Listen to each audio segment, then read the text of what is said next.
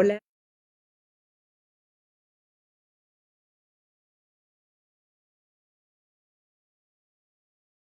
Recibirles en este primer miércoles del segundo semestre del año 2021.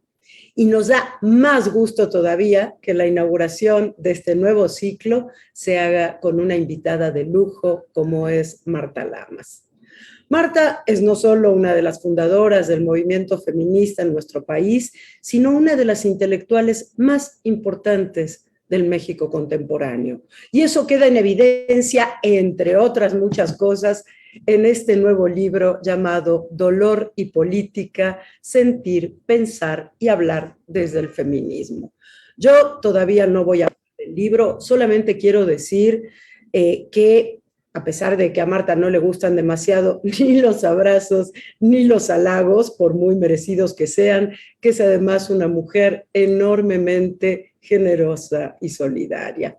Para mí es un privilegio siempre aprender de ella de manera constante, permanente. Mil gracias, querida Marta, por estar siempre, por ayudarnos a pensar y hoy, además, por haber aceptado esta invitación. Y le dejo la palabra a nuestra coordinadora, la doctora Tamara Martínez Ruiz, a quien le debemos, entre otras muchas cosas, la posibilidad de poder construir un espacio de reflexión, de crítica y de aprendizaje, como son estos miércoles para la igualdad. Mil gracias, Tamara. Tienes tú la palabra. Adelante. Pues gracias, Sandra, colaboradora, colega. Un gusto recibir juntas el día de hoy a Marta Lamas. Decirte, Marta, pues lo que te decía antes de conectarnos, me siento muy contenta y muy orgullosa y muy nerviosa de estar junto a ti y compartir este espacio desde la Coordinación para la Igualdad de Género. Y también pues compartirte y compartirle a quienes nos escuchan pues justamente, ¿no? Este trabajo y este peso intelectual que nos has otorgado a muchas. Y bueno, pues yo recuerdo conocerte cuando yo estudiaba en la licenciatura de psicología y luego regresé a tus estudios cuando yo estaba estudiando ya la maestría y el doctorado en antropología social. Y tus reflexiones, tu teoría y tu acción en conjunto, que además es lo que se refleja en este libro, pues justamente han sido una influencia importante y seguramente no solamente para mí, sino para toda una generación fundamental de mujeres y de colegas antropólogas, psicólogas, sociólogas, etcétera, etcétera, en el país y en el mundo. Y bueno, pues Marta, yo presento ante nuestro auditorio, les presento quién es Marta muy brevemente para después darle la palabra. Marta nace en la Ciudad de México, estudia la licenciatura en la ENA y la maestría y doctorado en el Instituto de Investigaciones Antropológicas de la UNAM. Es una de las mujeres con más presencia en la práctica y el impulso del feminismo en México, desde el auge de la ola de la liberación sexual en los años 70. Fue cofundadora de una de las primeras revistas feministas del país, FEM, en 1976, al igual que organizaciones feministas como Sociedad Mexicana Pro Derechos de la Mujer Semillas y el Grupo de Información en Reproducción GIRE y del Instituto de Liderazgo Simón de Beauvoir. También ha sido columnista en periódicos como La Jornada, El País y Proceso, y ella es investigadora de la UNAM. Está en el Centro de Investigaciones y Estudios de Género, el CIEG. Y si se trata de ser congruente con el rescate de la memoria, es posible afirmar que Marta Lamas es una referencia cuando hablamos de la historia del feminismo en México y brindarnos un panorama amplio sobre la trayectoria del movimiento y los pasos que hay más adelante. Porque Marta es parte de aquellas mujeres feministas a las que se ha referido, por ejemplo, María Inés García en Debate Feminista, que son las que producen historia e historias de mujeres y de su propio movimiento. Y también se miran retrospectivamente tanto en su hacer político como en su incesante discusión y enfrentamiento de orden teórico, y en el sentir que despierta y guía de todo lo que emprende. Hoy Marta nos visita el miércoles para la igualdad de la SIGU para conversar con ustedes y con nosotras sobre su último trabajo, casi de género etnográfico, reflexivo, sobre el sentir, el pensar desde el feminismo, dolor y política. Antes de darte la voz, denoto que nunca se nos acabe la voluntad de dialogar, herramienta fundamental para seguir reflexionando y construyendo. Bienvenida, Marta Lamas, te dejo la voz para que nos platiques de tu libro. Pues muchas gracias, Tamara, Sandra también.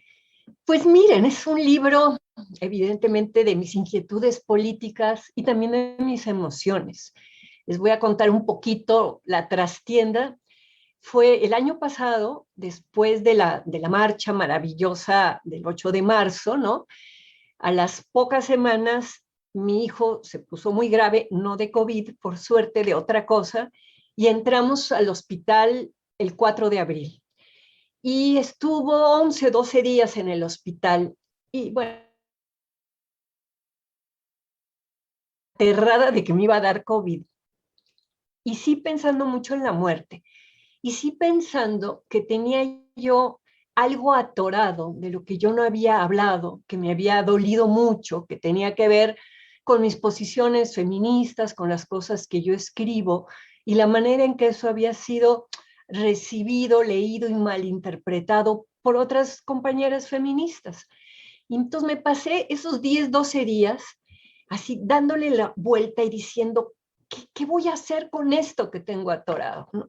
Por suerte mi hijo salió bien, y entonces desde mediados de abril a mediados de octubre me pasé 6 meses entre las notas que yo había sacado de cosas que había leído que me interesaban y lo que pues sentía que tenía que decir, ¿no? Yo estaba leyendo psicoanálisis y leí una frase de Lacan que dice, mejor renuncie a quien no puede, la voy a decir aquí para decirla textual, que renuncie quien no pueda unir a su horizonte la subjetividad de la época. Entonces yo dije, ¿cuál es mi época? ¿Y cuál es la subjetividad de esa época que está haciendo que ocurran ese tipo de incidentes como los que a mí me lastimaron?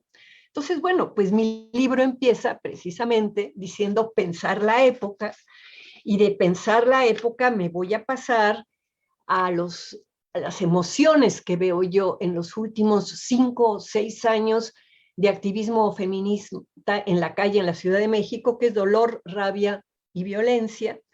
Luego me voy a ir a las identidades a la hora de hacer política y me voy a acordar que, desde que fue el encuentro feminista latinoamericano en 1987, hubo toda esta dificultad de quiénes eran feministas o no para ir al encuentro.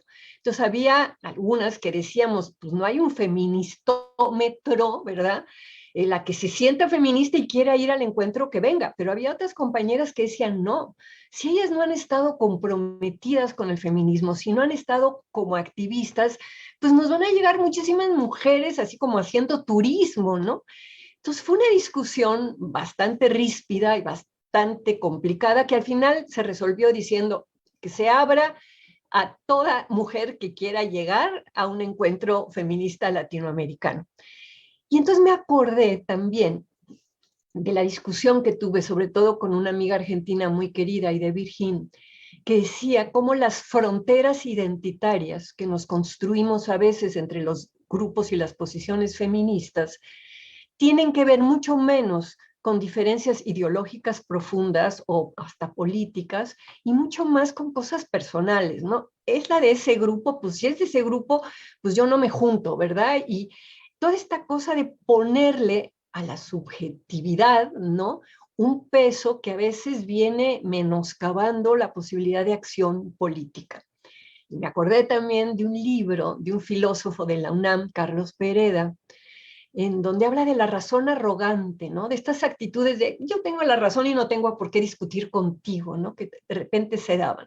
Entonces, bueno, fui como armando a partir de mis vivencias, a partir de mis lecturas y a partir de mis notas, y luego uno de mis ídolos intelectuales, que es profesor en ciencias políticas, que es Benjamín Arditi, ¿no? Tiene un libro absolutamente espectacular donde habla de la política en los bordes del neoliberalismo y en donde hace una reflexión muy profunda y muy atinada sobre cómo la diferencia, que es tan importante reconocerla, también tiene un reverso, ¿no? También tiene que si te aferras y fetichizas esa diferencia, no vas a poder construir coaliciones o acciones colectivas. Entonces, busqué mi libro de Arditi, ¿no? Y cité muchas cosas de él a lo largo del libro también. Y finalmente empecé a hablar ya de las tres cuestiones que me habían herido tanto y que tienen que ver con algo que es una guerra cultural que está ocurriendo desde hace mucho tiempo en torno a la sexualidad y a cómo hay depositado, ¿no?, en cierto tipo de cuestiones, como por ejemplo el comercio sexual, ¿no? Pues ahí hay una disputa muy fuerte entre las propias feministas. Y el problema con la disputa no es que exista una disputa, siempre las disputas existen porque el mundo está lleno de conflictos, sino que la manera, digamos, de discutir en torno al tema no ha sido a partir de, a ver, sentémonos a ver si hay algo en lo que podemos coincidir o si tus posiciones, por ejemplo, van a afectar la vida y digamos, la vida cotidiana y de subsistencia de muchísimas personas, porque tengas una convicción que también tiene que ver con la doble moral, es decir, meterle un poco de racionalidad a algo, sino que se ha recurrido a ataques muy personalizados, ¿no? Y bueno, yo soy una mujer blanca, burguesa, vieja, heterosexual y feminista pues de la segunda ola, y de repente tanto mi figura como mis posiciones pues se volvieron una materia, digamos, de agresión, no de discrepancia. Yo lo digo en el libro, no soy monedita de oro para caerle bien a todas, y sé que hay muchas posiciones en el feminismo, hay muchos feminismos y tenemos diferencias políticas bien interesantes para trabajarlas y para discutirlas, pero de ahí, digamos, a cambiar lo que yo digo, a darle un sentido distinto o atacarme como una aliada del neopatriarcado, pues sí hay como una brecha. Entonces, bueno, ahí relato estas tres situaciones y una de ellas implicó que un grupo de alumnas en la Facultad de Química de la UNAM se opusieran a que yo diera una clase de género, ¿no? Porque soy una aliada del neopatriarcado. Entonces, hablo de mi dolor y como una de las cosas que a mí me ha dado el psicoanálisis es entender que hablando también se elaboran los dolores, ¿no? Y se pueden ubicar las cosas, creo que más o menos lo pude ubicar. Y al final, pues en mi epílogo, justamente sobre eso, ¿no? Sobre qué significa hablar. Y ahí sí, digamos, quiero hacer patente cuál es mi postura política, que tiene que ver con la no violencia, que tiene que ver con luchar para que las personas que pensamos distinto, que somos unas herejes, no tengamos un riesgo de vivir en una sociedad democrática, ¿no? Los herejes sin riesgo de los que habla un filósofo italiano maravilloso, el director de Micromega, ¿no? Se llama Flores D'Arcais. Y finalmente retomo dos conceptos que los descubrí ya haciendo el libro, ¿no? Uno que tiene que ver con el tema, digamos, de este malestar sobrante, que también lo retomo de una psicoanalista argentina, de Silvia Bleichmar, diciendo que, bueno, hay un malestar viviendo en el capitalismo que siempre vamos a tener, ¿no? Pero aparte de ese malestar que nos va a tocar, que es indudable, hay uno que es sobrante y que tiene que ver cuando hay una dificultad para poder verdaderamente desplegar tu creatividad, tu inteligencia y construir cosas, ¿no? Y el otro punto es la definición que encontré, que me encantó y que con eso termino un poco mi exposición, que en el boletín de la Asociación Argentina para la Investigación en Historia de las Mujeres y Estudios de Género, ¿no? Unas historiadoras que se llaman Agustina Cepeda y Débora D'Antonio, estaban coordinando el tema del boletín, y el tema era el feminismo en la política y la política de los feminismos.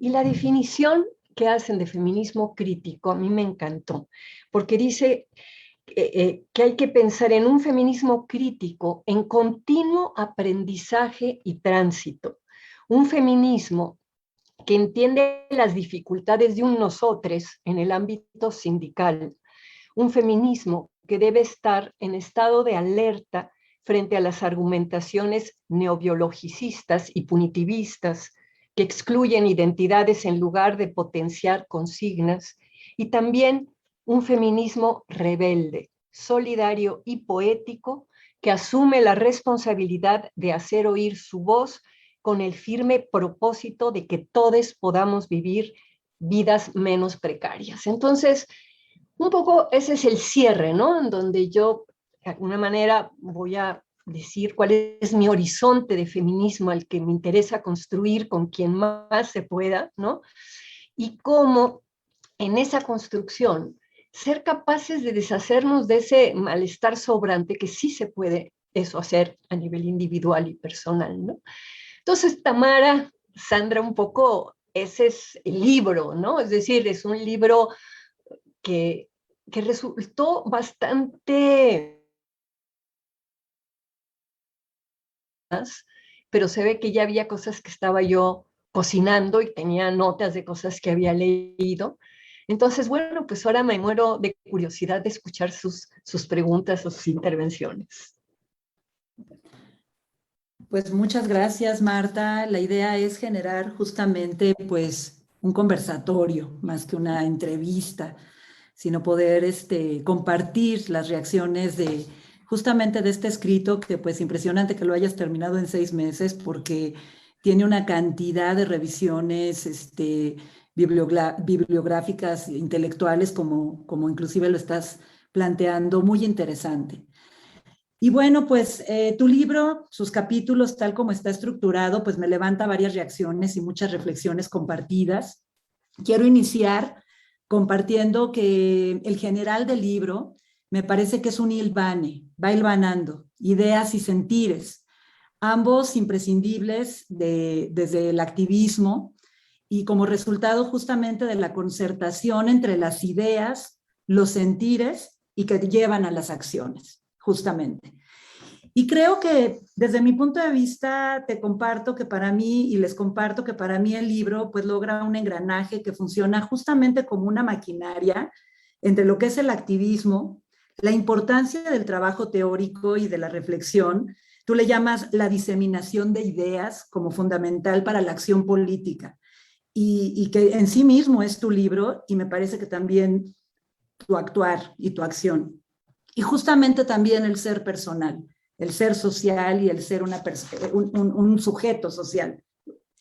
Sitúas también en el libro, pues lo estás comentando, la actualidad del feminismo como este movimiento social y justamente la relación con la vida emocional que lo componen y que no pueden existir una sin la otra y su convergencia pues justamente está impulsando hacia las acciones políticas.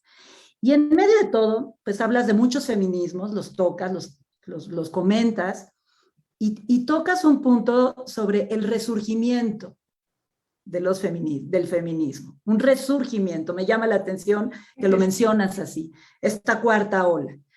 Hoy, pues, donde ocurre una reconfiguración, de hecho también lo comentas como reconfiguración de las preocupaciones, con las propias preocupaciones feministas de la época o de la actualidad. Por un lado, pues hay todo un encuentro, y además lo retomas, de ejes comunes y convergencias, y por supuesto, se toca claramente el tema de las particularidades en esta cuarta ola. Y podríamos pensar que los comunes, pues está la violencia contra las mujeres y la desigualdad, este eje articulador y transversal, y también la búsqueda, desde mi punto de vista como resumen, la búsqueda de caminos y tránsitos para buscar seguridades en las mujeres, en sí mismas y como colectivas también. Esto para mí son como los comunes a lo largo de la historia, ¿no? Pero hoy, en este resurgimiento que nombras tú, aparece el dolor y la rabia. Y también lo comentas, no es algo tampoco nuevo, pero aparece de forma muy enfática. Esfuerzos desmedidos de las violencias que viven las mujeres puede explicar también la característica del dolor y de la rabia hoy día en el movimiento feminista actual. Y también, pues, lo tomas y lo mencionas, pues, tocas en medio de un contexto mundial, lo que sucede en Francia, lo que ha sucedido en Estados Unidos, luego lo caracterizas en los movimientos feministas latinoamericanos con sus particularidades, lo que ha sucedido en México a través de las décadas, años anteriores hasta la época actual. Y no dejas de tocar además, y esto es muy importante, todas las particularidades de las mujeres estudiantes universitarias, el papel central de las mujeres en la UNAM. Y nos llevas al tema y al caso y a las estructuras de la UNAM. De hecho, nos tocas ahí también o mencionas la creación de esta coordinación. Y por supuesto también, pues, se pincela, se habla del uso de las tecnologías de la información, la importancia de este uso para las convocatorias y muchas más cosas, construir comunidad, construir colectividad a través de las tecnologías de la información, que es muy característico de esta época en el movimiento, y también pues del trabajo entre mujeres y entre mujeres jóvenes, ¿no? Y bueno, regreso al punto, o me paro en el punto del dolor y la rabia. El uso indispensable, entrecomillado yo lo pongo, pero el uso indispensable de la violencia, creo que lo comentas en alguna parte de tu libro, que dices dar batalla para lograr los cambios que son sustantivos. Y tú hablas también, utilizas un concepto por ahí también que me movió muchas cosas, esta espiral de la significación. Y creo que es esta espiral de la significación de las violencias, de la violencia, del uso de la violencia. Y aquí es donde vienen muchas preguntas, ¿no? ¿Cómo comprender ese uso de la violencia, por ejemplo? Por un lado entendemos, y tú te planteas clara, comprensiva del hartazgo, de la impunidad, de la exigencia clara también que responde al cambio estructural donde la desigualdad es el eje transversal. Pero por otro lado, esta pregunta, si hay una comprensión política de la diferencia entre las violencias que se utilizan y que hoy ejercen las mujeres, de otras violencias que podemos hablar, las violencias simbólicas, que pueden estar enquistadas en las estructuras y que tienen que ver además una correlación muy clara con el sistema patriarcal, estas violencias simbólicas y que se transmiten. Y que finalmente estamos hablando, quizás, desde mi punto de vista, de la misma esfera, pero de este sistema dialéctico en donde el origen de la violencia o la violencia en sí misma como una reacción humana es en sí misma violencia, pero el origen de la violencia simbólica y el fin de la violencia simbólica desde lo patriarcal o desde la lógica patriarcal es completamente distinta al origen y al fin de la violencia política emancipatoria que plantean las comunidades de mujeres en el movimiento actual. Y la pregunta entonces es si realmente estamos enfrente de una comprensión de las violencias. Creo que también por ahí vamos, yo después ya seguiremos platicando sobre el tema del patriarcado, de estas lógicas de generaciones donde nos inocula, desde mi punto de vista, la cultura patriarcal y todo el simbolismo patriarcal a hombres, mujeres y sexodiversidades. Y qué tanto nos conocemos a nosotras mismas en estas lógicas patriarcales que tenemos, qué tanto las asumimos y a partir de asumirlas las podemos decir, enunciar, aceptar y luego cambiar, o qué tanto las rechazamos en cuanto las vemos en el otro y en la otra. Fíjate, a mí me parece también algo muy interesante. Se habla mucho coloquialmente, y tú lo tocaste también en tu libro, sobre el feministómetro, ¿no? Este tema del ser feminista, ¿qué tanto planteas y qué tanto? Y yo me preguntaría si no existe también un patriarcalómetro implícito, que no está hablado. Está dicho el feministómetro. ¿Qué tan feminista eres y qué tanto tienes la legitimidad de hablar y de construir y de reflexionar y de participar con nosotras y con ellas? Tal cual, en nosotras y en ellas, que también lo tocas. Pero la pregunta también, y creo que es ahí donde van los capítulos finales de tu libro, no lo comentas, pero a mí me hace pensar esto, ¿qué tanto aplicamos también ese patriarcalómetro?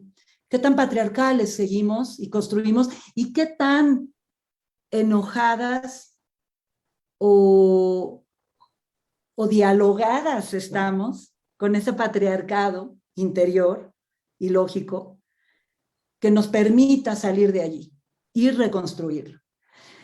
Híjole, pues fíjate que es una pregunta muy importante, Tamara. Yo no la abordo con claridad en el libro. Primero porque hay un debate sobre cómo conceptualizamos el patriarcado, porque hay gente que conceptualiza el patriarcado como el poder de los hombres sobre las mujeres. Yo no.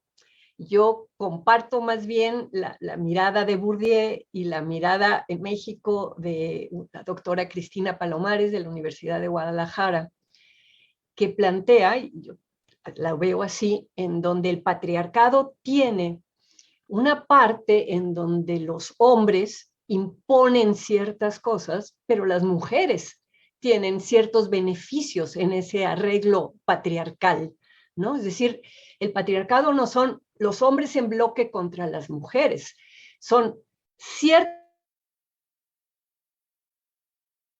han desarrollado, o sean estructuras, ¿no? Pero también con la colaboración de las mujeres.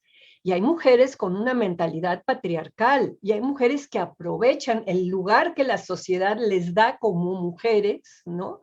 La señora mantenida, el que el marido mantiene, bueno, ella se tiene que ocupar de las cosas de la casa, pero allí hay un trato, digamos, ¿no? Entonces, a mí me cuesta trabajo como antropóloga, digamos, el tema de hablar de patriarcado tiene además otro tipo de vertientes, pero en el feminismo, la gran discusión sobre cómo vamos a concebir el patriarcado, ¿no? Por eso, Cristina Palomar señala que es muy importante hablar más de dominación masculina que hablar de patriarcado.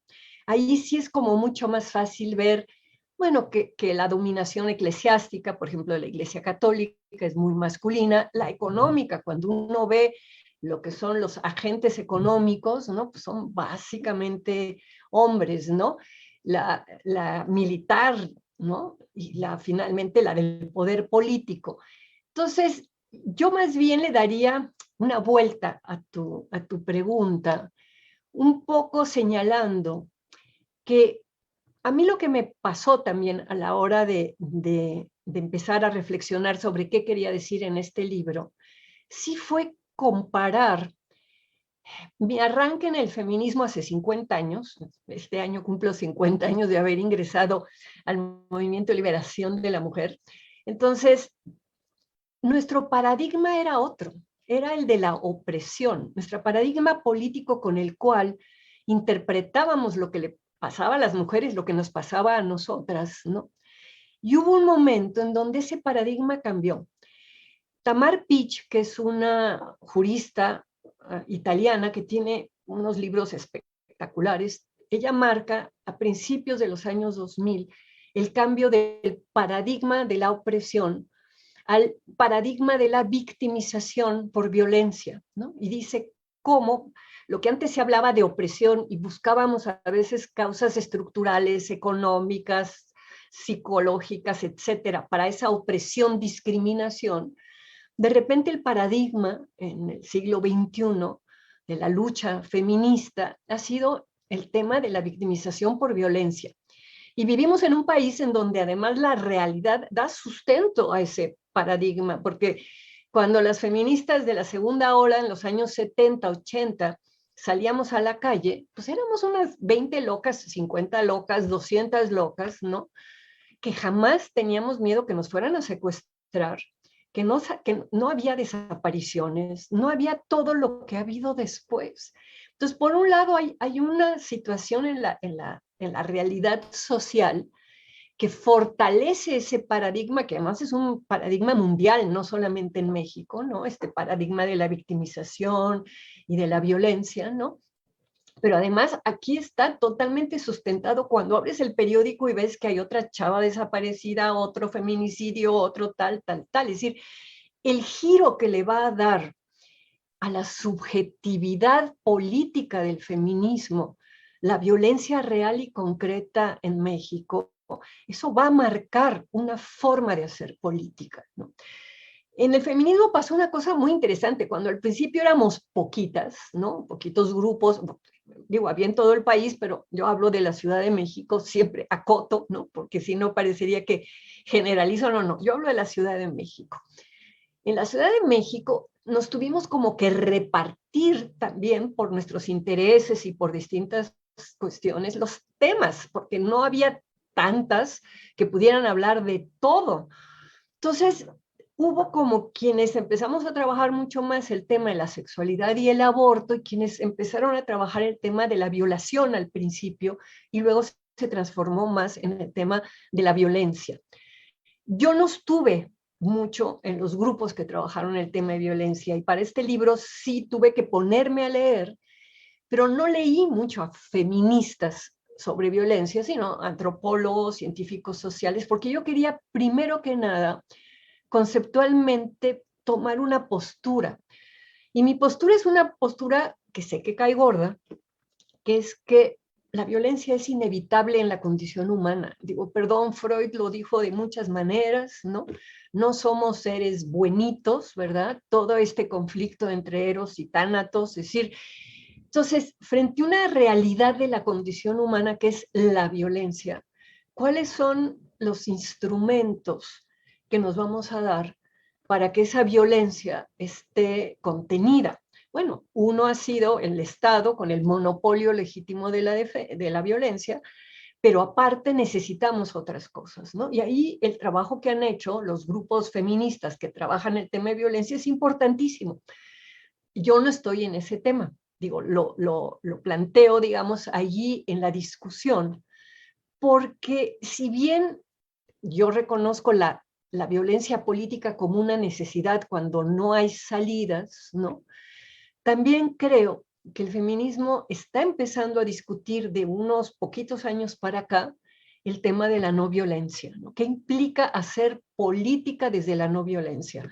Entonces, digo, te vas desde Hannah Arendt hasta Judith Butler, ahora que su último libro es sobre la política de la no violencia, y vas a encontrar que eso sí es como una característica o un rasgo de los feminismos actuales, ¿no? Que muchos sí están apostando por eso. Y al mismo tiempo, como en México y en la Ciudad de México, las circunstancias de haberlas ignorado durante tanto tiempo, las protestas, ¿no? Han llevado a que se tenga que recurrir a la violencia. Yo pongo como ejemplo como la marcha maravillosa de la Primavera Violeta que fue en el 2016, abril del 2016, ¿no? Bueno, algún periódico sacó algo, pero ni uno solo de los intelectuales, algunos de ellos amigos míos que escriben en los periódicos, registraron el hecho, ni escribieron sobre eso.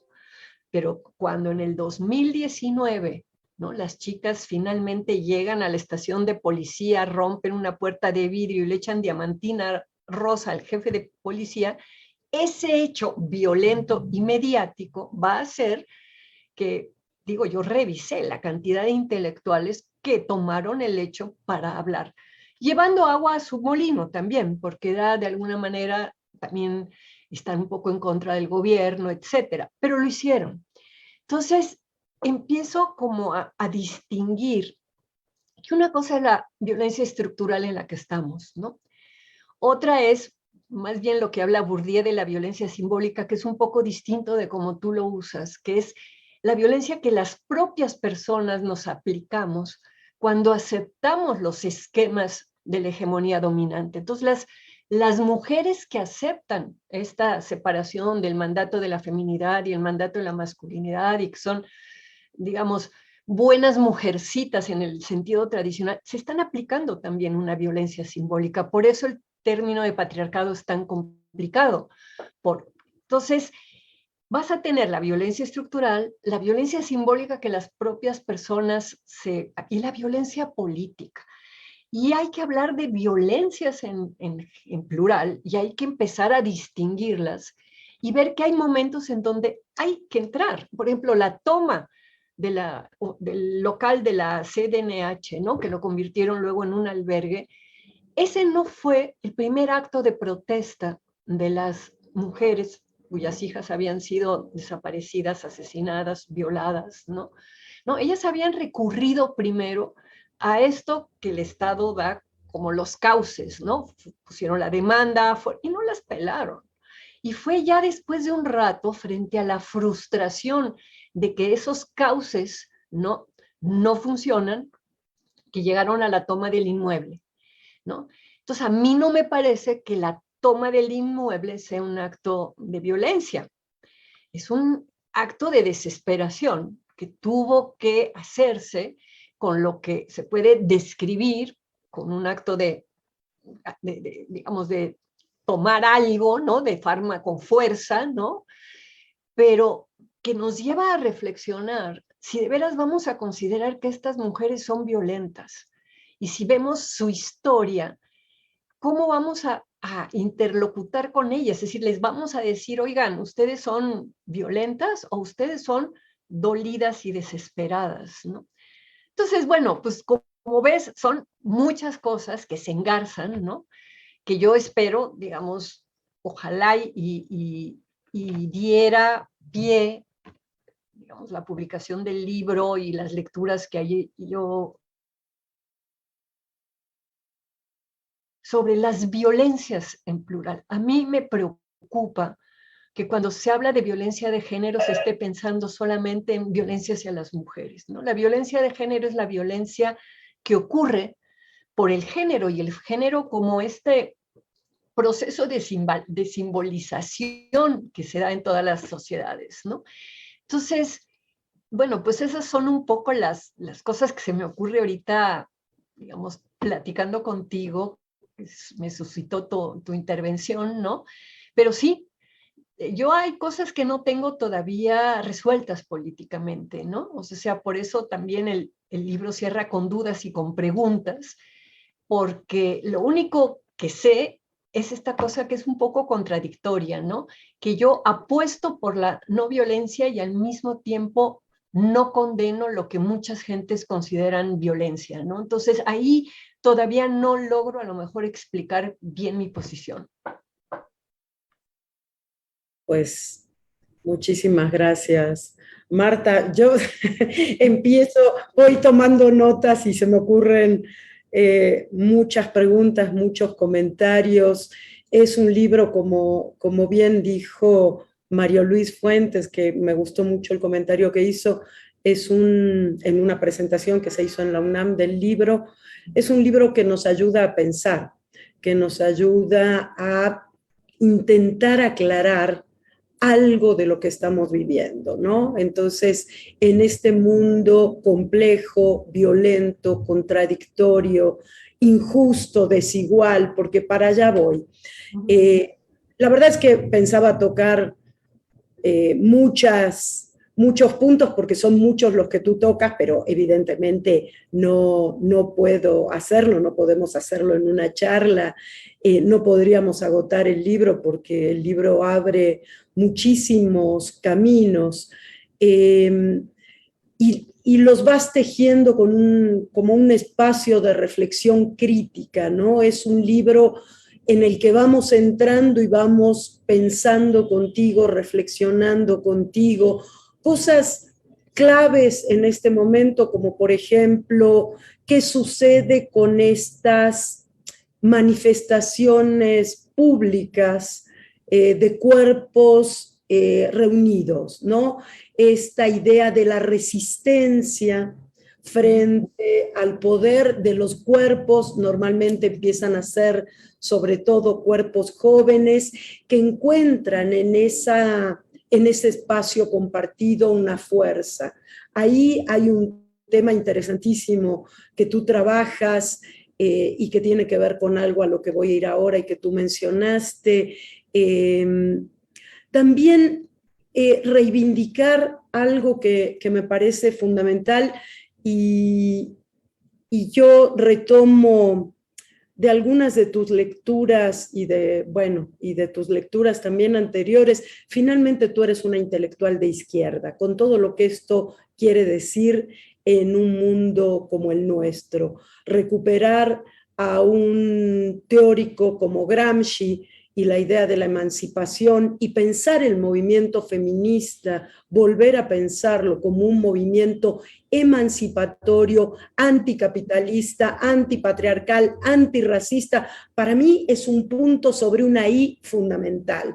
O sea, no podemos olvidarnos en este momento de estas desigualdades también estructurales de nuestro mundo, ni se diga en América Latina, en México, etcétera, ¿no?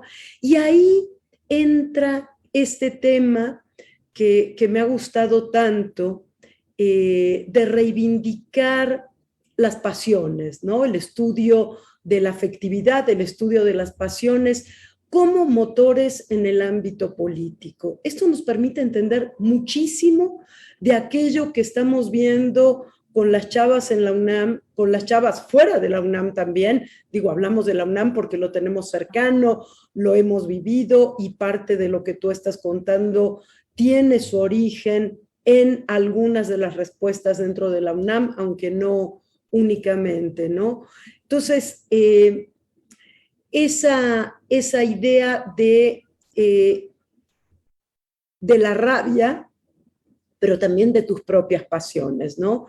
Y cómo podemos entender y manejar políticamente la rabia. Cómo tú lo que hiciste fue un ejercicio de reflexión crítica e intelectual a partir de lo que a ti te estaba pasando, de eso que dijiste al principio, traía atorado, ¿no? Que finalmente también es rabia, es dolor, es una sensación como de ser agredida, y eso se transforma en un motor político. Tú lo pusiste en un libro y recupero aquí algo, no sé para qué tomo tantas notas y después voy diciendo otras cosas, pero esta idea de, yo te decía anoche que charlábamos muy poquito por chat, pero yo decía, además de todo lo que tomas, que por supuesto tu bibliografía siempre va de la antropología al psicoanálisis, de la teoría política, los estudios culturales, por supuesto, la teoría feminista, pero también, y para allá voy a ir, la reivindicación del arte y la cultura. No es gratuito que pongas esa cita que habla de lo poético, de los movimientos políticos. Pero hay algo que tiene que ver con esta manera de plantear las cosas. Me detengo un poquito, entonces, no voy a hablar mucho, les prometo, pero en algo que para mí es muy importante y hace que un libro me resulte especialmente atractivo, como es este caso, que es la poética del texto. Yo creo que la poética del texto es importante en los textos, que si queremos comunicar con un texto, y evidentemente queremos hacerlo, si no, no escribiríamos, no publicaríamos. El modo en que está construido este texto, yo te decía, armas todo este andamiaje teórico y vas recuperando lecturas de otras épocas que te han alimentado a ti y a las que sería interesante que pudiéramos volver también en este momento. Pienso incluso no tan antiguas, como Laclau y Chantal Mouffe, ¿no? Que pronto parece que ya quedaron fuera, como el propio Gramsci, como ni se diga Bolívar Echeverría, uno de tus gurús en la vida. Entonces, y yo decía, y además haces referencia a uno de los géneros literarios de los que más se habla en este momento, que es la autoficción o la autobiografía, ¿no? Las escrituras del yo, que no son nuevas, ¿no? Ahí anda San Agustín, ya sin ir más lejos, pero tú me decías, esta es una etnoautobiografía, ¿no? O una etnobiografía, que es algo que, claro, es la clave del libro para mí, desde el análisis poético, ¿no? Desde la poética del texto, que es partir de esa sensación que tú tienes, de tu experiencia personal, para intentar entender el mundo en el que estás metida, ¿no? Y eso le da para mí un hilo conductor y una riqueza realmente muy interesante y de mucha profundidad. Y finalmente, muchas y muchos de tus lectores y mucha de la gente que nos está acompañando y que no les agradecí, pero gracias por acompañarnos también, y que nos están llegando los mensajes, reivindican desde ahí también cómo me está ayudando a pensar esto que estamos viviendo un poco todas las personas que estamos compartiendo una época. Finalmente estamos compartiendo esta época, nos preocupa lo que está sucediendo en términos de violencia, nos preocupa la situación de las mujeres. También somos conscientes de que podemos caer en un victimismo excesivo o algo que tú dices y que también me gustaría a lo mejor que desarrollaras un poquito, que es esta idea de la sororidad y que tú dices, calma, momento, no todas somos hermanitas buenas, iguales, acá están pasando muchas cosas. También tu generosidad al entender la rabia de las chavas. Eso me parece, o sea, cualquiera que se ponga en la vida cotidiana de cualquiera de estas chicas puede entenderlo. Te lo escuché por primera vez decir con muchísima claridad ante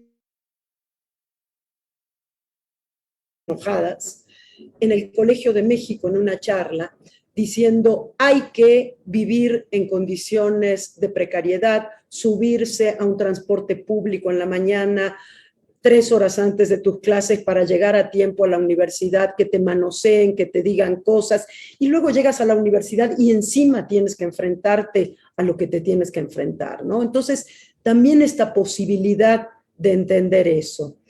Y me parece que todas las preguntas confluyen en la pregunta con la que tú cierras el libro, y es cómo podemos dialogar entre nosotras. ¿Cómo podemos hacer que el movimiento, los movimientos feministas, no sean un espacio de, sí de confrontación, sí de debate, sí de disenso, pero no de silenciamiento de quien no piensa como yo, ¿no? Y en última instancia, para mí, todo el libro y toda esta construcción poética del libro, trenzando todo esto, es una respuesta a esa pregunta, una pregunta que tú dejas abierta, ¿no? Y a mí me gustaría, digo, tú retoma de todo esto lo que quieras o nada y cuéntanos otra cosa, pero me parece que esta pregunta en relación con el tema de la no violencia, que es un tema que nos importa mucho en la SIGU, que tú sabes que tenemos un seminario de resolución de conflictos y construcción de paz, porque finalmente es eso lo que nos interesa. ¿Cómo hacemos para que metidas en el medio de este conflicto o de muchos conflictos que llegan a esto que llamamos violencia de género, podamos resolver? Te escuché también en algún momento hablar de este triángulo que me pareció genial, entre donde un vértice es el activismo, otro vértice es la academia y el tercer vértice son las autoridades, o como lo queramos llamar. ¿Podrías ayudarme a desentrañar un poco todo esto, Marta? Bueno, no sé si te voy a ayudar a desentrañar, pero te voy a decir, digamos, cómo veo yo el asunto, ¿no? O sea, el tema de desactivar cualquier conflicto requiere una voluntad de las dos partes, ¿no? Yo pienso, hay un artículo precioso de Claudia Gil donde compara qué pasó en Sudáfrica, ¿no? Y qué pasó en Argentina, y cómo un camino fue optar por la verdad y otro camino fue optar por la justicia. Pero cómo, si tú optas por la verdad, que fue en Sudáfrica cuando se dijo, ok, los que habían estado haciendo asesinatos y cualquier tipo de barbaridades, ¿no? Si reconocían que habían hecho esos asesinatos y que habían matado a la gente y lo reconocía delante de los familiares, iba a las comunidades y todo, iban a ser perdonados mientras dijeran la verdad. Mientras que en Argentina se optó por los juicios a los militares, ¿no? Genocidas, ¿no? Que se callaron la boca. Y lo que se mostraba era, con este análisis que hace Claudia Gil, cómo si apuestas solo por la verdad, a veces no se puede hacer justicia, como en el caso de Sudáfrica, porque bueno, el asesino que llegaba y contaba, sí, yo asesiné tal día, en tal lugar, a tal persona, y bla, bla, bla, bla, ya quedaba libre, o sea, no lo castigaban. Mientras que en el otro lado castigaban a los militares, pero los militares cerraban la boca y no decían nada. Entonces, contraponer justicia y verdad es muy complicado, digamos, ¿no? Y una de las lecciones, porque más el artículo de Claudia dio para un debate con filósofos y con mucha gente, mostrando cómo cada circunstancia tiene que valorar en un momento determinado qué pesa más, ¿no? Si la verdad o la justicia, ¿no? Y eso te lleva pues al tema de que por un lado no hay recetas para resolver conflictos, aunque haya caminos, ¿no? El diálogo obviamente que es un camino, pero a veces para dialogar necesitas construir un piso mínimo de conceptos que se entienden lo mismo, porque si tú estás hablando de algo con un nombre y la otra persona está entendiendo otra cosa, va a ser muy difícil, ¿no? Y una cosa que yo he planteado muchas veces cuando me invitan a hablar de feminismo y me preguntan que cómo te vuelves feminista, yo les digo que para mí solo hay dos caminos. Cuando algo te duele, o cuando algo te apasiona, que es un poco lo que tú decías de las pasiones, ¿no? Entonces, el dolor lleva a muchas personas al activismo, pero también lo intelectual, la pasión, la curiosidad, las ganas de saber, ¿no? Entonces, yo no estuve cerca del proceso que se dio en filosofía y letras, digo, no estuve cerca físicamente, o sea, no iba yo a la facultad de filosofía y letras, no conozco a las mujeres organizadas de la facultad, a las MOFIL, ¿no? Y fue a partir de la información que yo iba buscando y que me iba llegando, ¿no? Que vi que en ellas se dio una combinación muy especial. O sea, fueron chavas que sí se sentaron con todo y la bronca en una mesa de negociación con las autoridades, ¿no? Hubo algunas que se salieron de la negociación, porque más en México tenemos la palabra negociación asociada con algo feo, oscuro, como de corrupción. Es que si negociaste algo, no, negociación en el buen sentido, en el de yo pienso esto, tú piensas esto, ¿cómo le hacemos para poder entretejer eso que pensamos, ¿no? Y a mí, el caso de la MOFIL, que yo lo relato en el libro y relato cómo realmente esa huelga, pero no solo la huelga, ¿no? Sentarse a la mesa y decir, queremos estas cosas, ¿no? Sí logró la creación de la CIBU y logró que se ponga como una falta grave, ¿verdad? El tema de la violencia. O sea, para mí son unos triunfos impresionantes. Y eso lo comparo con la marcha del año pasado, maravillosa, del 8 de marzo, que éramos 500,000 de personas o 350,000, no sé ni en cuánto, los cifras variaban, ¿no? Pero que al llegar al Zócalo no había un pliego petitorio, ¿no? Entonces, esto me regresa a la manera en la que tú empezaste también diciendo, pues que soy una gente de izquierda, porque para mí sí es muy importante hacer política, o sea, no solo, es decir, para mí este libro es una de mis herramientas para hacer política. Y yo creo que a veces se piensa que la política, esa fuerza es una política partidaria, ¿no? Pues yo no he estado nunca en ningún partido, ¿no? Hago política como feminista, hago política como intelectual, ¿no?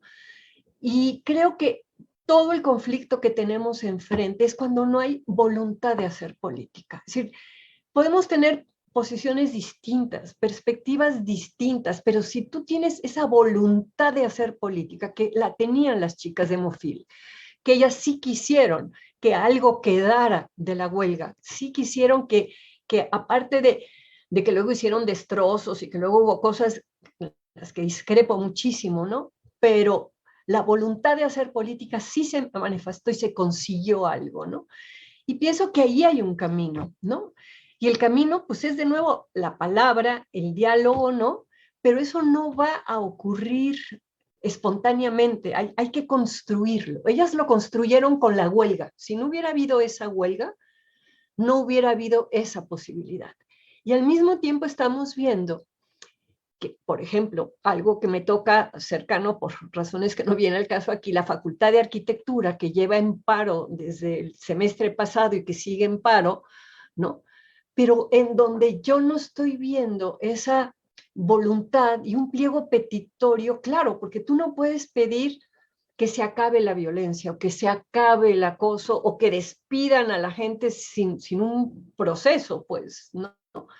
Entonces, el aterrizar, ¿no?, el deseo político en cosas concretas, obtenibles, esto que fue un libro que me regaló nuestro querido Carlos Monsiváis, Sandra, que se llama Reglas para Radicales, de Saúl Alinsky, que era un organizador político. Y este organizador decía que había que tener objetivos radicales, pero métodos reformistas, que un poco fue la estrategia que hicimos en Gire con respecto a la despenalización del aborto. Queríamos legalizar el aborto, pero nos fuimos cambiando de a poquitos las leyes y avanzando y creando, digamos, un nuevo discurso social en torno al aborto, ¿no? Entonces, pues sí, nos tomó 36 años hacerlo, pero se consiguió y ahora se está haciendo muchísimo más rápido, pues porque hay voluntad política. Ya tenemos Hidalgo, ya tenemos Veracruz, aparte de Oaxaca. Pero esto tiene política, ¿no? Y de tener esta capacidad de sentarte a veces a reuniones interminables, a escuchar lo que la otra persona tiene que decir y a tratar de que la otra escuche lo que tú tienes que decir y ver en qué punto algo se comparte. Yo estoy convencidísima, por ejemplo, que en este momento que el movimiento feminista tiene dos grandes brechas o dos grandes rupturas o quiebres. Una que tiene que ver con el comercio sexual, ¿no? Las que están en contra y quieren erradicar el comercio sexual y las que estamos por el reconocimiento de los derechos laborales de las trabajadoras sexuales. Ahí hay un conflicto que parece que no se va a poder resolver. Y hay otro conflicto que tiene que ver con las identidades trans, ¿no? Y quienes consideran que el tema de las mujeres trans implica el borramiento de las mujeres biológicas y que ser mujer es menstruar o tener vagina, y las que pensamos que hay muchas maneras de ser mujer y que una cosa es ser una hembra biológica y otra una identidad de género social. Bueno, de todas maneras, con estas divisiones tan fuertes que veo yo hoy en el movimiento feminista, algo que nos podría unir a todas, ¿no? No solamente es el tema de cuáles son las reformas, digamos, en la atención tanto policíaca como en los procesos judiciales para eliminar la violencia. Y habría un punto de mucha coincidencia. Y otro punto de mucha coincidencia es la demanda por un sistema nacional de cuidados, ¿no? Es decir, el entender que necesitamos una ley de dependientes, necesitamos buenas guarderías, buenos asilos para viejos, centros de día para los ancianos, en fin. Ahí podríamos empezar a trabajar como movimiento con todas nuestras diferencias, ¿no?, en dos puntos que son centrales y que también empezarían a romper esas fronteras identitarias y en donde de repente, pues, la compañera abolicionista que piensa que yo soy un monstruo peludo aliado del patriarcado porque defiendo a las trabajadoras sexuales, pues de repente se va a dar cuenta que a lo mejor no soy tan monstruo peludo y que a lo mejor compartimos ella y yo ciertas cosas. Pero eso implica una cantidad, digamos, de energía política de juntarnos y discutir, y no es a la primera. O sea, no lo fue cuando tuvimos que discutir el tema del aborto con los compañeros de izquierda, que eran los que en última instancia podían meter el tema a la Cámara de Diputados. Hubo muchísimas reuniones que no cuajaron y que era súper desgastante y que te desesperabas mucho. Y al final algo va quedando, ¿no? Es esta cosa de la constancia y de la persistencia. Y una cosa que se me olvidó decir al principio, y que ahorita que tú me hacías el comentario, hacías tu intervención, ¿no?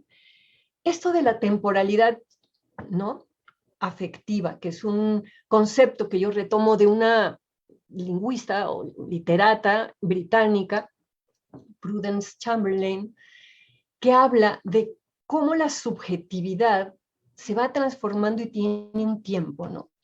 Y eso a mí me preocupa mucho en este momento de las guerras culturales contra la sexualidad y de todo el debate que hay en torno a lo que es los procesos de cancelación, del linchamiento mediático, de todo eso, cómo esta temporalidad afectiva está como sacando afectos negativos, así como vi los afectos positivos que hubo durante la marcha el año pasado, cuando la primavera violeta, ¿no? Es decir, la temporalidad afectiva tiene sus dos cargas, ¿no? Tiene lo negativo, también hay afectos negativos y hay afectos positivos. Entonces, ¿cómo son importantes las intervenciones mediáticas para ir en esa subjetividad social, ¿no? Abriendo la posibilidad de que haya afectos, digamos, más constructivos, más positivos, ¿no? Yo creo que ahí hay mucho que hacer en términos de productos culturales, ¿no? No solo lo que tú siempre has trabajado de la literatura, ¿no? Yo creo que telenovelas, películas, o sea, hay cosas, dicen que el diablo sabe más por viejo que por diablo, pues yo llevo 50 años en el movimiento feminista, yo veo cómo ha cambiado la actitud, sobre todo de la clase política, te diría yo, con respecto al tema gay, lésbico gay, ¿no? O sea, hace 50 años a lo que es ahora, lo que se ha avanzado es impresionante. Entonces, sí hay cambios que podemos reconocer y podemos ir, digamos, viendo cuáles fueron los hitos que hicieron, ¿no? Que hubiera esos cambios. Y uno de los hitos es esta cosa del debate público. O sea, yo creo que tenemos pocos espacios y en ese sentido agradezco esta invitación porque esta es una forma también de debate público, ¿no? Y ahora con el Zoom se pueden hacer muchísimas cosas que antes no, antes necesitabas tener como un espacio físico y el micrófono y llegar y trasladarte y demás, ¿no? Pero para mí el debate público es una herramienta, ¿no? De sensibilización, de formación política, de avance, ¿no? Donde hay muchas cosas que tenemos que discutir. Me gustó cuando Tamara decía que a lo mejor en noviembre, ¿no? Hacer algo, bueno, a lo mejor hay que hacerlo cada 15 días y se va a ir conectando gente distinta, pues, ¿no? Y a lo mejor hay que ir buscando quiénes son esas figuras a quienes las chicas universitarias que están ahorita haciendo paro escucharían, ¿no? Y entonces jalarlas primero a ese espacio a que escuchen a quienes admiran o conocen o leen y poco a poco irlas abriendo a posturas que a lo mejor son distintas, pero en donde ya se entiende que el sentido del debate es ir compartiendo una visión, ¿no? De a dónde queremos llegar, ese horizonte de llegada, ¿no? De ese feminismo rebelde, solidario y poético, ¿no? Que sí creo que todas las feministas, con todas nuestras diferencias, compartimos.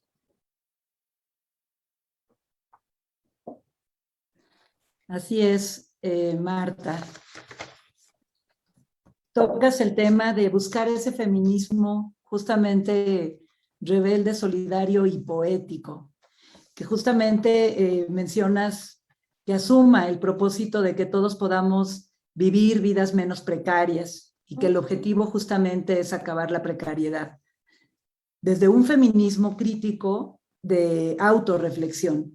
Y con ello hablas de hacer política, que creo que el tema de la acción política, otra vez regresamos al punto, bueno, yo regreso a ese punto de las ideas y los sentires. Y por otro lado está la voluntad de hacer política. Creo que son parte de lo mismo, pero no son lo mismo, ¿no? El tener la voluntad y el hacer la política. Y aquí me gustaría como preguntarte y reflexionar contigo, ¿cuál es el papel o cómo se da ese papel, ya lo estabas tocando también, de las subjetividades que se están implicando allí? De hecho, lo mencionas, me parece que en el capítulo cuando hablas de las identidades y de las fronteras de las identidades, justamente, que es justamente la relación del actuar colectivo entre el sentir, las ideas y la acción. Y las identidades, ¿cuáles son los papeles y cómo son los papeles a la hora de hacer la política? Y y donde ocurre una gran delimitante desde mi punto de vista, ¿no? Y es cuando justamente estas subjetividades acaparan las esferas de la acción. ¿Y dónde queda entonces, o esa es mi pregunta, la colectividad?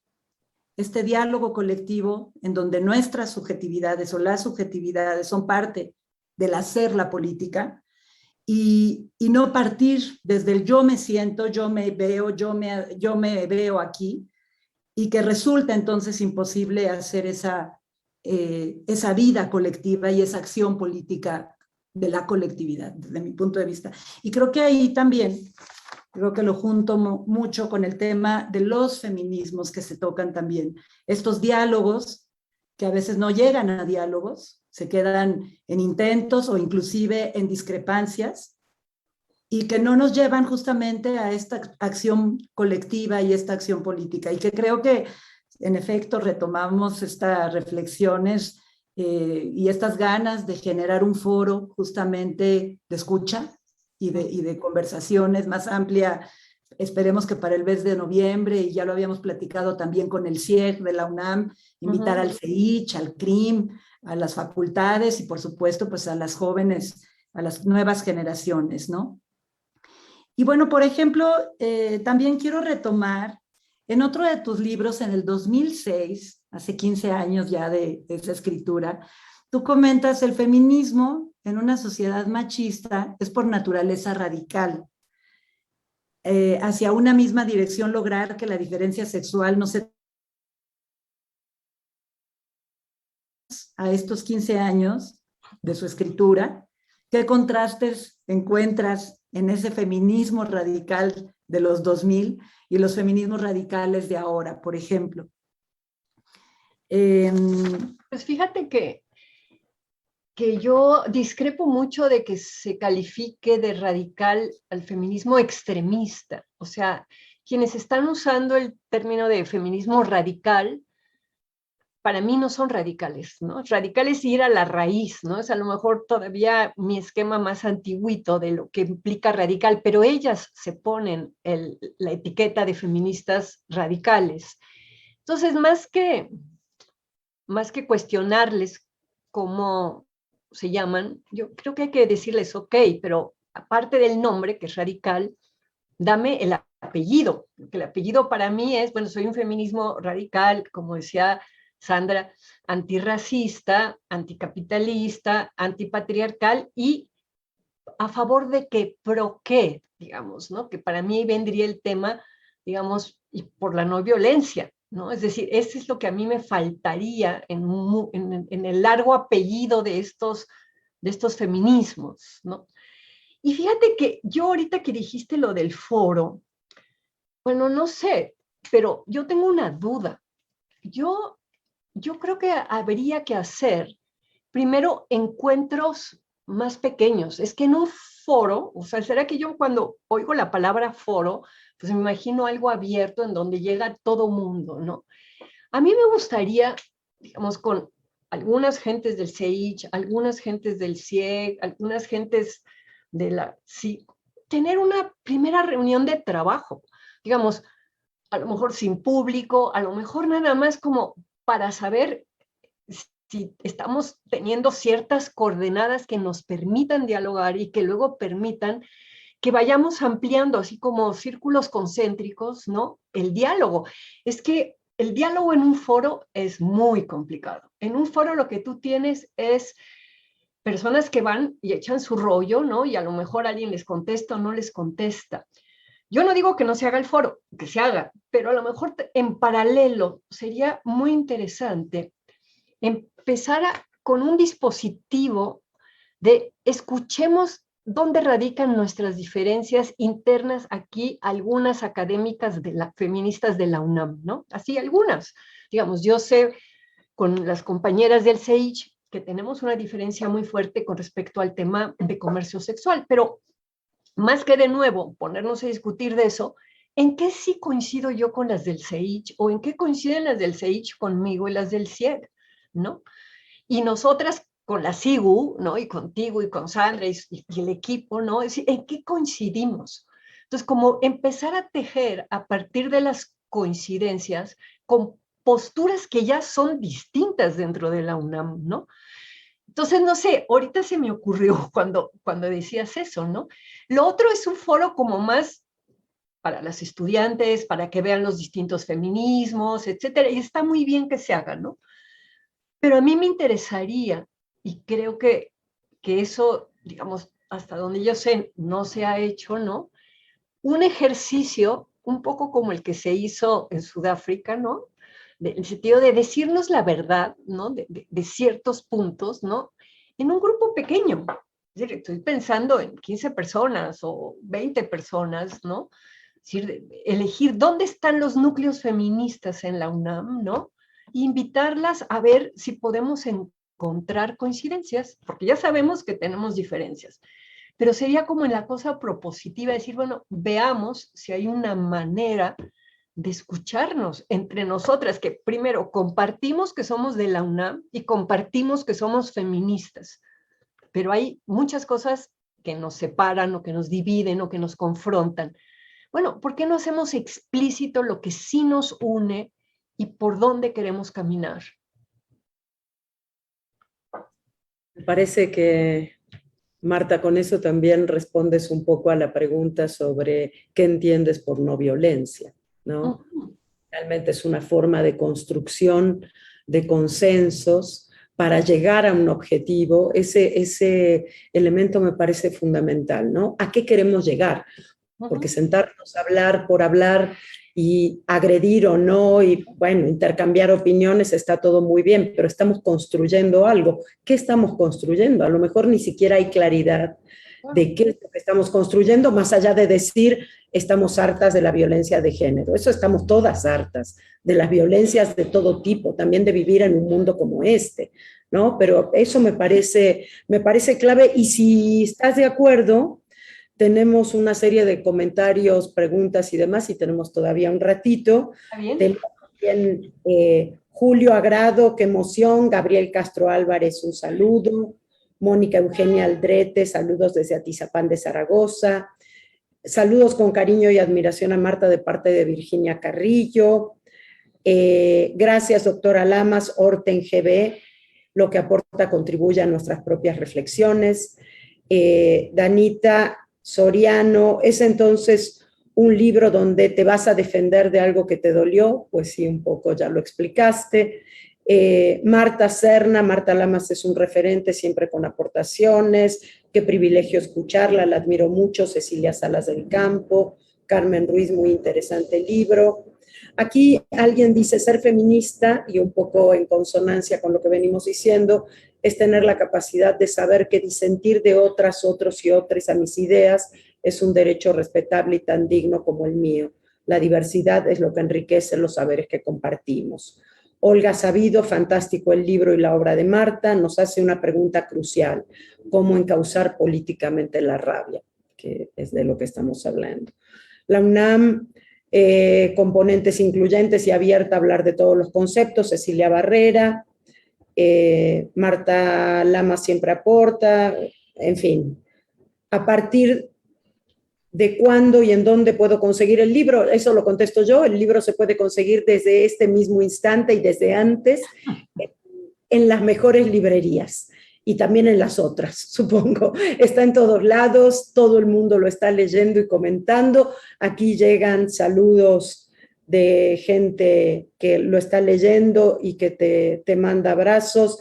Alejás, Marta Ferreira, Nadine Gassman, que están juntas escuchándote, así que me encanta también este trío. Gabriel Falcón, felicidades por el texto. Paulina Uribe, bellísimo panel, gracias por generar estos espacios. Sheila Fuertes, que dice, para mí ser feminista es verme como sujeta de derechos, buscar y hacer que todas vivamos en igualdad. Gracias a todas las personas que contestaron a la pregunta, ¿qué significa para ti ser feminista? Y que han estado apareciendo, luego te las pasamos, Marta, en la transmisión de Facebook. Así que en realidad creo que no tenemos preguntas en sentido estricto, sí muchos comentarios que te dejo a ti. ¿Sabes qué? Yo quisiera elaborar un poco sobre la persona que dijo, si lo escribí para defenderme. No, no es defenderme, fue para elaborar lo que me había pasado, para darle el contexto, entender por qué lo hicieron, ¿no? Y explicar mis posiciones que habían sido malinterpretadas, ¿no? Entonces, un poco decir, a ver, la gente puede discrepar de mí, ¿no? No me tengo que defender, sino de lo que me están acusando, pues no tiene que ver con mi posición, ni con lo que he escrito, ni con lo que he hecho.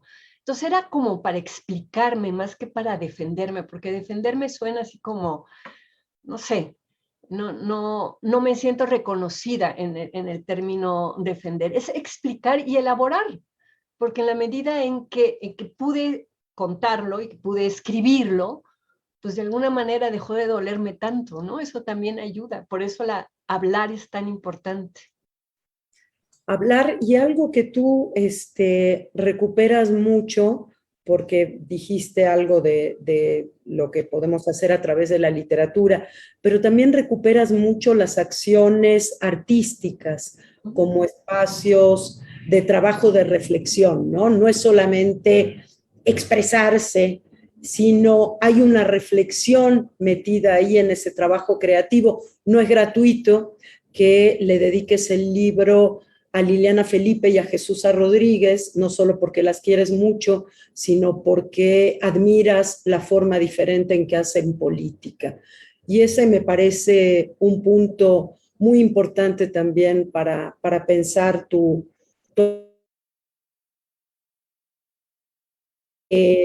que nos abarca un poco a todas las universitarias a partir de esto del foro que estaban diciendo y lo que tú propones. Marta, Rosa Elvira González, que se lo dirige sobre todo a Tamara, diciendo, ¿por qué no recuperar esta propuesta de Marta Lamas? Y empezamos haciendo pequeños círculos, que es un poco lo de los círculos de paz que se trabaja justamente en resolución de conflictos. Y creo que ahí, que es algo que tú lo decías también en algún momento, Marta, coincidimos con el CIEG, coincidimos con otros espacios y que podemos construir. De hecho, los estamos construyendo porque participamos como SIGU en todos los espacios donde están las colectivas feministas intentando algún tipo de diálogo con las autoridades. Pues yo les dejo la palabra, le dejo la palabra a Tamara. La gente está entusiasmadísima, tenemos cientos de personas siguiendo la transmisión y otras tantas que se sumarán después, porque el libro genera mucho interés y la posibilidad de que recuperemos el espacio de reflexión conjunta, ¿no? Este espacio de diálogo que tú dices, Marta, que tanto nos falta, pues el libro lo está generando. Entonces, pues la respuesta de la gente va por ahí y la verdad que todo mi agradecimiento a quienes nos están siguiendo y a ti que abriste con este libro tratando de explicarte a ti misma aquello que en algún momento te estaba doliendo. Nos ayudas a que cada una de nosotras nos expliquemos también a nosotras mismas mucho de lo que nos está doliendo en este momento desde la lucha feminista.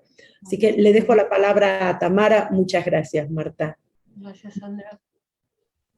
Retomar justamente esta sinergia de la que estás comentando, Marta, esta propuesta de cómo generar estos caminos para continuar. Y creo que además, me parece que tu libro, además de un efecto catártico que pudo haber sido, como nos los has compartido, me parece que también plantea justamente la necesidad de seguir dialogando y de seguir debatiendo y seguir construyendo y revisando y autorreflexionándonos hacia ejes comunes y poder entonces encontrar en medio de las diversidades estas cosas comunes que nos permiten generar agenda, seguir actuando.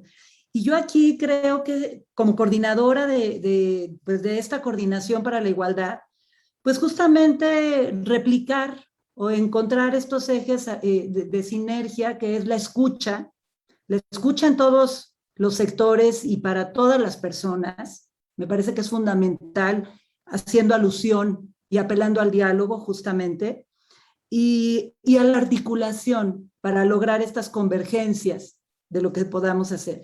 Y por supuesto, pues quizás esta mirada incómoda y esta mirada dolorosa que implica vernos a nosotras mismas y a nosotros mismos. Y bueno, yo aquí dejo también la última reacción, es justamente en esta mirada autorreflexiva, este feminismo crítico, que también lo mencionas como esta propuesta de camino. Pues un gran reto también es el papel de los colegas hombres, ¿no? O sea, es lo que comentábamos. Esta reflexión en donde las mujeres llevamos décadas autorreflexionando, revisando, en acción política, hablando de estas subjetividades que por supuesto claramente es por el vivir el tema de las violencias y las desigualdades desde el ser mujer, ¿no? Pero ¿dónde están los colegas hombres y las masculinidades también en este actuar político y en esta reflexión incómoda que implica verse a sí mismo y ser parte justamente de este engranaje, ¿no? Pero fíjate qué chistoso, Tamara. Uno de los incidentes tuvo que ver cuando yo cumplí 70 años. Yo estoy en el Seminario de la Modernidad que fundó Bolívar Echeverría y que en ese momento coordinaba a Raquel Serur. Y a Raquel se le ocurrió la idea, que a mí en principio, me pareció divertida, de que para homenajearme en mis 70 años, hacer una reunión, ¿no? Para discutir un poco mi activismo y las cosas que yo he hecho a lo largo de todos estos años, pero hacerlo de manera distinta. Con los hombres, me la he pasado toda mi vida en reuniones de grupos de mujeres, con grupos feministas, dando conferencias y clases básicamente a mujeres. Y aquí se pensó que lo divertido era hacerlo con hombres. Entonces, ¿cuáles eran los hombres que en mi vida, me han acompañado en muchas de mis causas? Bueno, ya no estaba vivo Monsiváis, pero estaban otros, estaba Rolando Cordera, estaba Pepe Wolden, estaba José Ramón Cosillo, estaba Genaro Villamil, estaba José Luis Caballero, estaba Fabio Vélez, estaba Francisco Cos, estaba el propio Benjamín Arditi, que te digo que es uno de mis ídolos, ¿no? Entonces, Raquel invita a estos hombres, ¿no?, a que se haga pues un debate, un diálogo conmigo, así se llamó. Además, era diálogo de XY, ¿no?, para que se supiera que eran hombres biológicos, ¿no? Un diálogo con Marta Lamas. Y hubo un nivel de incomprensión y de rechazo y de violencia en términos de que cómo se organizaba en la UNAM un acto feminista solo con hombres. Luego ya se entendió que no era solo con hombres, que era un diálogo de hombres con una mujer que toda la vida ha dialogado con mujeres, ¿no? Bueno, el nivel de amenazas que hubo, de todo, hubo que cambiar desde el lugar donde se iba a hacer el evento, ¿verdad? Y luego fue eso utilizado, malinterpretado en el grupo de chicas que impidieron que yo diera la clase, ¿no? Diciendo que permitía que los hombres, ¿no?, invadieran el tema del feminismo. Entonces, claro que hay hombres, no son muchos, y muchas veces cuando asoman la cabeza les caen los palos, ¿no? Aquí les cayeron los palos, creo que fueron 8 hombres al final los invitados. El seminario luego sacó un cuaderno para quien le interese leerlo, ¿no?, sobre lo que fue las intervenciones de estos hombres, hablando de cómo sus vidas también habían estado atravesadas por el feminismo y cómo su coincidencia conmigo en el camino de su vida habíamos hecho cosas juntos. Entonces, sí es muy importante el llamado que tú haces, Tamara. Es decir, hay un llamado a los hombres, pero también hay llamado a las mujeres de que dejen que los hombres hablen y opinen y participen, porque se vive de repente el feminismo como un campo que es propiedad de las feministas. Eso también nos pasó con el tema de la lucha por el aborto, como que el tema del aborto era nomás de las feministas, y cuando nosotras decidimos, oigan, pero es que también es de los periodistas y también de los médicos y también de los abogados, ¿no? Y cuesta a veces mucho trabajo, algo donde tú has puesto tu corazón, como las activistas ponen su corazón en el movimiento, entender que es un campo donde pueden participar de otras maneras, también los hombres, ¿no? Y ahí también es una de las disputas que tenemos, es decir, ¿qué te vuelve feminista? ¿La biología? ¿El XY que te vuelve una hembra biológica? ¿O una postura política y una ideología y un compromiso y una trayectoria? Y eso no implica que no haya necesidad de espacios separados para ciertas cosas. Yo sí creo que hay necesidad, igual que creo que debe de haber cantinas solo para mujeres, cantinas solo para hombres y cantinas mixtas y cantinas para personas de identidades disidentes, y que según si te amaneciste con ganas de mezclarte, te vas a la cantina mixta, pero que si quieres nada más con los de tu mismo género, te vas a la de tu mismo género. También en el movimiento hay momentos en donde es muy importante que las mujeres estén solas discutiendo, que los hombres estén solo discutiendo, y otros momentos en donde necesitamos discutir mujeres, hombres y personas con identidades disidentes. Reconocer esta multiplicidad es muy, muy importante. Y también allí tenemos mucho que discutir y que construir.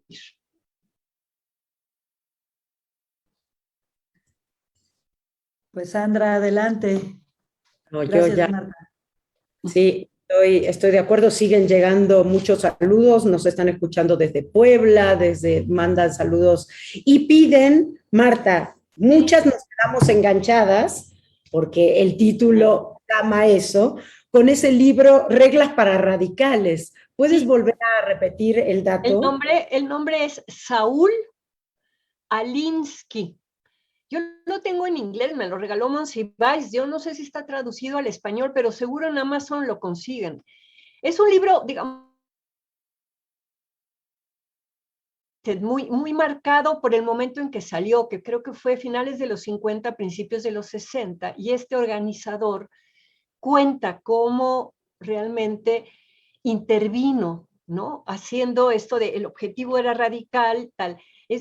Cuenta las batallas políticas que él dio. Realmente Monsiváis, cuando retoma la frase de que hay que tener objetivos radicales y métodos reformistas, estaba resumiendo el libro. Entonces, no sé si se van a frustrar de leer sobre esos movimientos políticos en Estados Unidos en los 50 y 60 y este organizador iban a decir, ay no, pero si yo pensaba que nos iba a dar como más recetas. No, la receta es esa, tener objetivos radicales y métodos reformistas. Hay un libro que publicó el entonces Puig, ahora Sieg, en donde yo hablo mucho de cómo fue la estrategia de Gire, de tener el objetivo radical de legalizar el aborto, pero con el método reformista de ir cambiando causales, ir haciendo trabajo con distintos grupos. Allí lo platico con más detalle, y platico otro libro que fue muy importante de Moscovici, de Serge Moscovici, el psicólogo social, que habló de la psicología de las minorías, y él lo que planteaba es que una minoría, cuando es consecuente y constante, puede llegar a triunfar encima de una mayoría. Y fueron esos dos conceptos, Moscovici y lo que me había dicho Monsiváis, que nos permitió a Patricia Mercado, a Sara Sefcovic, a Lucero González, a María Consuelo Mejía, las que formamos Gire, hacer un instrumento de intervención diciendo, somos una minoría, pero consistente, y vamos a irnos por reformitas para conseguir nuestro objetivo radical. Pero bueno, Rules for Radicals, reglas para radicales, y para quien quiera ver cómo hizo Alinsky algunos de los casos, pues es padrísimo. Muchas gracias, Marta. En realidad, esto, además de todo, es una brillante clase de política, de Sí, realpolitik, ¿no? Entonces, parece que muchas de las compañeras y compañeros que nos están escuchando están tomando nota también sobre cómo ir tejiendo estos avances que necesitamos hacer. Pues es la 1:30 o algo por el estilo, más o menos. Sí, 13:29, es decir que hemos cumplido con nuestro tiempo, aunque nos quedamos, por supuesto, con ganas de seguir platicando, de seguir conversando, de seguir intercambiando y sobre todo de seguir aprendiendo. Yo lo que puedo decir para cerrar, porque yo sé que no me corresponde decir nada más y además Marta no quiere, es que por favor lean Dolor y Política. Y es un libro que se podría usar como disparador para esos círculos de reflexión que están proponiendo y que nos estaban comentando en alguno de los mensajes. Es un libro que nos permite pensar qué es lo que hemos vivido, qué es lo que hemos estado viviendo dentro y fuera de la universidad, qué es lo que hemos estado viviendo en el país y cómo podemos leer eso que está sucediendo. A veces leer la realidad en la que estamos inmersas es lo más complicado que hay y para eso hacen falta herramientas, herramientas teóricas, herramientas metodológicas. Y Marta nos da esas herramientas. Entonces, pues acérquense al libro y sigamos platicando. Aquí la conversación está abierta, así que quienes quieran también sumarse a los miércoles para la igualdad, quienes tengan una propuesta de mesa para los miércoles para la igualdad, quienes quieran hacernos llegar propuestas a la SIGU, por supuesto, son más que bienvenidas. Nuestra página web está abierta y están también los correos y nos dará muchísimo gusto que cada vez tengamos más colegas, más pares, más amigas, o a veces quienes tampoco se sientan tan amigas y quieran hacer escuchar su voz, siempre serán bienvenidas. Muchísimas gracias. Marta, un abrazo enorme. Gracias por este libro, gracias un abrazo. Gracias, Marta. Gracias, Sandra. Y nos vemos pronto. Gracias. El próximo miércoles. Cuídense mucho. Chao. Bye.